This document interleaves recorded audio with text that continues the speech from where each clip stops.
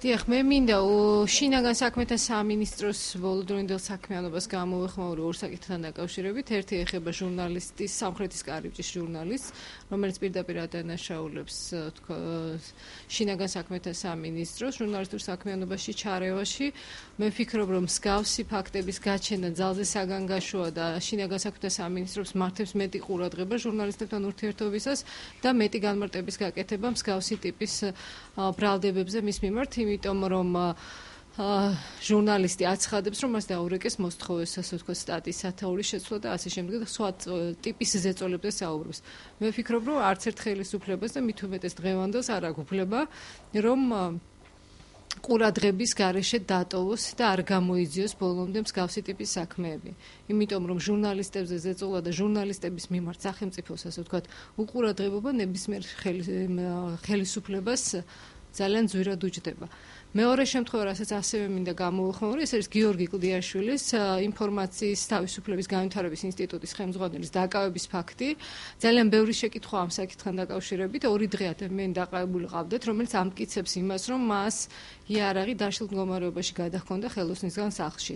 შესაბამისად, თუ მისი მხრიდან ადგილი ჰქონდა სამართალდარღვევას, შინაგან საქმეთა სამინისტროს მხრიდანაც უნდა ყოფილიყო ადეკვატური რეაქცია და არა ის, რომ 2 დღე ყავდათ ადამიანი დაკავებული, იმიტომ რომ გიორგი კლდიაშვილი არის ერთ-ერთი იმ ადამიანთაგანი, რომელიც გამოირჩევა თავისი საქმიანობით, სხვათა შორის ხელისუფლებასთან აქტიური თანამშრომლობით და ის არის ერთ-ერთი იმ ადამიანთაგანი, რომლის დამსახურებაზაა შინაგან საქმეთა სამინისტროსთან არსებული არქივის არსებობა.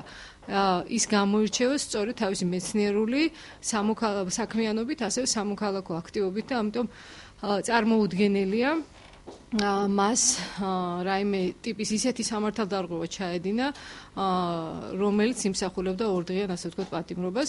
ამიტომ ვთხოვ შინაგან საქმეთა სამინისტროს ამასთან დაკავშირებითაც გააკეთოს დამატებით განმარტებები.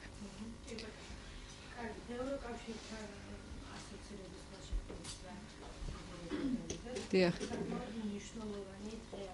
დიახ.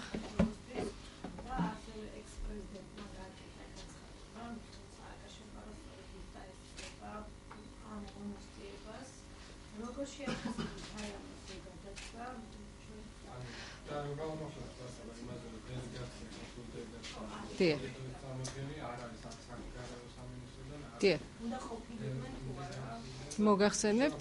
დიახ. პირველ რიგში მართლაც მინდა დაგეთანხმოთ იმაში, ეს არის ძალიან მნიშვნელოვანი დღე, იმიტომ რომ ხდება რატიფიცირება ასოცირების ხელშეკრულების, იმის, ანუ დღეს უნდა დადასტურდეს იურიდიულად ის ასე ვთქვათ, ჩვენი სწრაფვა ევროკავშირის მიმართ და ძალიან მნიშვნელოვანი ღონისძიებაა, ფაქტია უბრალოდ. რაც შეეხება ვინ დაესწრება ამ ღონისძიებას, მინდა გითხრათ, რომ ეს არის ძირითადად საპარლამენტო საქმიანობის სფერო. მოგეხსენებათ, დავით უსუფაშვილი ჯანმრთელობის მდგომარეობის გამო არ არის საქართველოში და შესაბამისად ის ვერ დაესწრება ამ ღონისძიებას. ამიტომ ეს არ ნიშნავს იმას, რომ ვინმე სხვა უნდა წასულიყო, ან საქართველოს სათანადოდ არ არის წარმოდგენილი. საგარეო საქმეთა კომიტეტის თავმჯდომარე ბატონი თედო ჯაფარიძე იქ არის, ბატონი ვიქტორ დოლიძეც არის, ესწრება ამ ღონისძიებას, შესაბამისად საქართველოს იქ წარმოდგენილია. მით უფრო როდესაც საქართველოს მხოლოდ იქ სიტყვით არ გამოდის, ასე ვთქვათ, პროცედურა ამას თვალისწინებს და ისინი ესწრებიან რატიფიცირების ღონისძიებას. რაც შეეხება ვინ დაესწრება, ვთქვათ, ამ პროცესს, მე ვფიქრობ, რომ ყველა თითოეული მოქალაქე ვისაც ეს უხარია, ჩვენ უნდა გავიზიაროთ მათთან ერთად ეს სიხარული. მიხეილ სააკაშვილი დაესწრება თუ არა, ის არის საქართველოს მოქალაქე და მას უფლება აქვს თავისი დამოკიდებულება ჰქონდეს მომხდარი ფაქტის მიმართ და მე ყველა ადამიანს საქართველოში, ვისაც უხარია რატიფიცირების პროცესი და ვისაც გულწრფელად სურს საქართველოს რომ საქართველო გახდეს ევროკავშირის, ასე ვთქვათ, ნაწილი, ევროპის ნაწილი, მათ ვულოცავ ამ ფაქტს.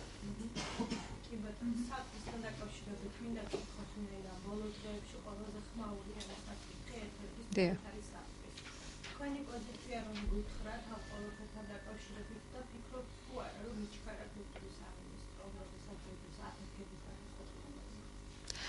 მე სამ საკითხზე გამომახვილებ საყდრისთან დაკავშირებით ყურადღებას. გუშინაც დეტალურად უსმინე რუსთავი 2-ზე დისკუსიებს ამ საკითხთან დაკავშირებით. პირველი არის ის, რომ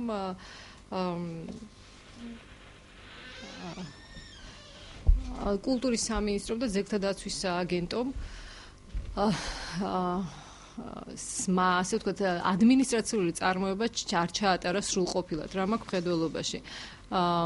როდესაც ადმინისტრაციული ორგანო იღებს გადაწყვეტილებას, ის ვალდებული ყველა ფაქტობრივი გარემოება გამოიკვლიოს მისაღებ გადაწყვეტილებასთან და განსახილულ საკითხთან დაკავშირებით. იმ გადაწყვეტილებით, რომლითაც ძეგლთა დაცვის აგენტომ დაშლა და ამოღების უფლება მისცა კომპანიას, მან არ გაითვალისწინა რამდენიმე გარემოება. პირველი ის რომ ჯერჯერობით კიდევ მიმდინარეობს დავა და არ არის დასრულებული სასამართლოში, რომლითაც სასამართლომ კომპანიას აუკრძალა მსხვილი მასშტაბური სამუშაოების განხორციელება და ეს სასამართლოს ეს განჩინება ჯერ კიდევ ძალაშია. მეორე ის რომ საქმე ასევე არის პროკურატურაში და პროკურატურა იძიებს ამ საკითხებს. ამ ფაქტორების გათვალისწინების გარეშე სახელმწიფო დაწესებულებამ გასცა თანხმობა სამუშაოების გაგრძელების. მართალია სხვაობა იქ არის, იმიტომ რომ მან გასცა თანხმობა დაშლა ამოღებაზე და არა მსხვილმასშტაბიან სამუშაოებზე, ისეთ როგორც არის აფეთქება და ამაში არის არსებითი სხვაობა. შესაბამისად, მე ვფიქრობ, რომ ეხლა გამოჩნდება რეალურად რას აკეთებდა სახელმწიფო დაწესებულება ამ შემთხვევაში სააგენტო, იმიტომ რომ დაშლა ამოღება გულისხმობს იმას, რომ აფეთქება არ შეიძლება. შესაბამისად დაშლა ამოღება არის გაცილებით უფრო სათუთი სამუშაო, რაზეც თანხმობა სახელმწიფო დაწესებულებას არ გაუწია. ამიტომ შემდგომში ადეკვატური ნაბიჯები გვაჩვენებს იმას, რეალურად ვთქვათ, ეს სააგენტო ამოეფარა კანონის მე-13 მუხს თუ ის გულწრფელად თვლიდა და რეალურად იმას გულისხმობდა, რისი თანხმობაც გასცა, იმიტომ რომ ამას ლიცენზიის პირობების და ასე ვთქვათ, ნებართვის პირობების დარღვევის გამო შესაბამისი ნაბიჯები უნდა მოყვეს სახელმწიფო დაწესებულების მხრიდან. იმიტომ რომ გუშინ რასაც უსმენდი, ასე ვთქვათ, სააგენტოს წარმომადგენლები ამბობდნენ, რომ მათ მსგავსი აფეთქებაზე თანხმობა არ გაუწიათ, თუ მათ თანხმობა არ გაუწიათ, დარღვევის მიხედვით უნდა მიიღონ შემდგომში გადაწყვეტილება.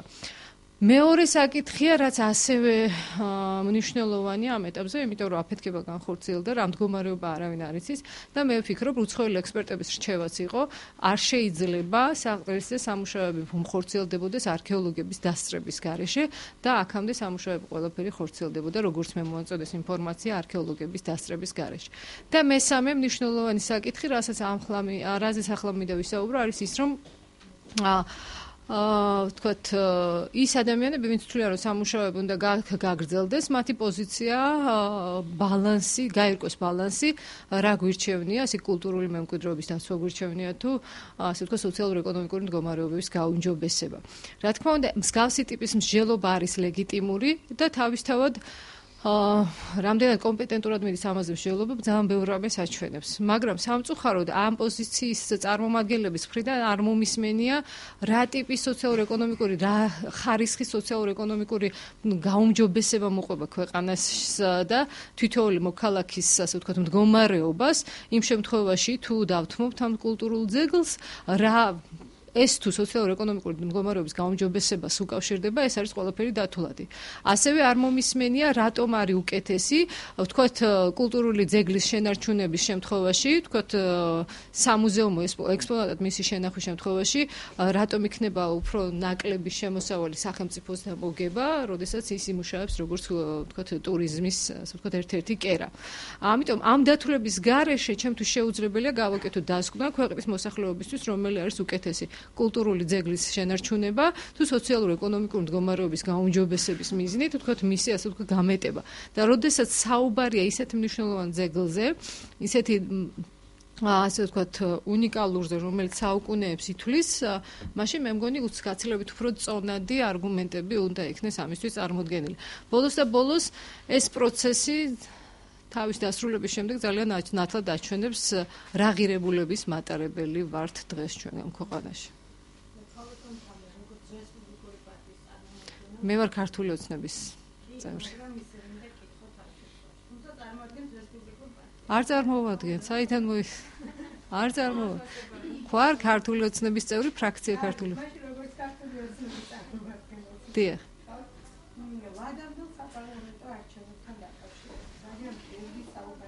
რეალურად განორიცხავს თუ არა, რომ ეს პროცესი შესაძლოა. იცით რა, კონსტიტუციური საფუძვლები ვადამდელი საპარლამენტო არჩევნების არ არსებობს, იმიტომ რომ პარლამენტმა დაამტკიცა ბიუჯეტი და საკონსტიტუციით თქვენ მოგიხსენებათ, რომ პარლამენტის დაშლაზე საუბარი შეიძლება იმ შემთხვევაში, თუ პარლამენტი ვერ დაამტკიცებს ბიუჯეტს, ან ვერ დაამტკიცებს, ვერ გამოუცხადებს მთავრობას ნდობას.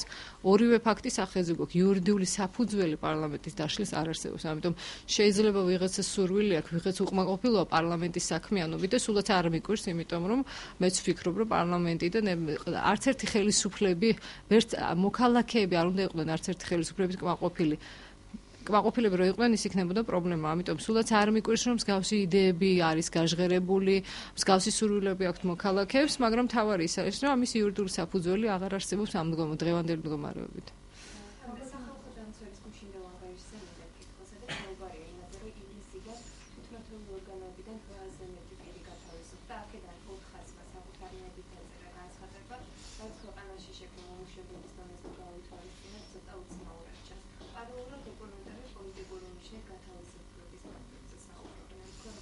ამ თვალსაზრისით მე ვფიქრობ, რომ არსებობს უკვე პრეცედენტული გადაწყვეტილება საქართველოს უზენაესი სასამართლოსი, სადაც უზენაესმა სასამართლომ იმსჯელა სწორედ საკუთარი ნებით, ასე ვთქვათ, პირის მიერ საკუთარი ნებით საფუძველზე სამსახურის დატოვებასთან დაკავშირებით, სადაც უზენაესმა სასამართლომ ძალიან საინტერესო განმარტება გააკეთა იმასთან დაკავშირებით, რომ შესაძლოა ეს გამოხატული ნება არ იყოს რეალური ნება იმ ადამიანის, ვინც დაწერა განცხადება და არ შეესაბამებოდეს მის სურვილებს. ამიტომ შეფასებები ყოველთვის შესაძლებელია, შეიძლება მეც დავიწყო, როდესაც 400 ადამიანი საკუთარი სურვილი წერს განცხადებას, ამ დროს მე ვურჩევდი თითოეულ ადამიანს, რომელსაც რეალურად საკუთარი სურვილით არ დაწერა ეს განცხადება, წავიდეს სასამართლოში, იმიტომ რომ დღეს სწორედ ამ ხელისუფლების პირობებში სასამართლომ მიიღო გადაწყვეტილება, თუმცა ახლა რა თქმა უნდა ხელისუფლებას გავლენა არ აქვს სასამართლოზე და მე მინდა ვთქვა, რომ ამ გადაწყვეტილების ერთ-ერთი ავტორი არის ნათია ძგეპლაძე, რომელიც ყოველთვის გამოირჩეოდა საკუთარი დამოუკიდებელი პოზიციით და რეალური დამოუკიდებლობით,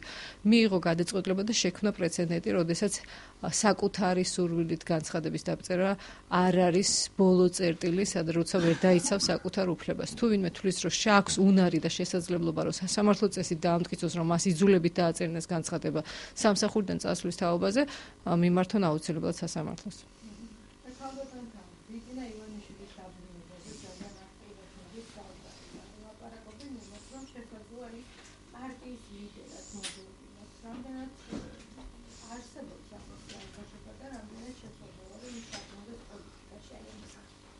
იცით რა, ვერაფერს ვერ გეტყვით ამასთან დაკავშირებით, ის პარტიის წევრი არის, მაგრამ მე სხვა ინფორმაცია ამასთან დაკავშირებით ნამდვილად არ მაქვს.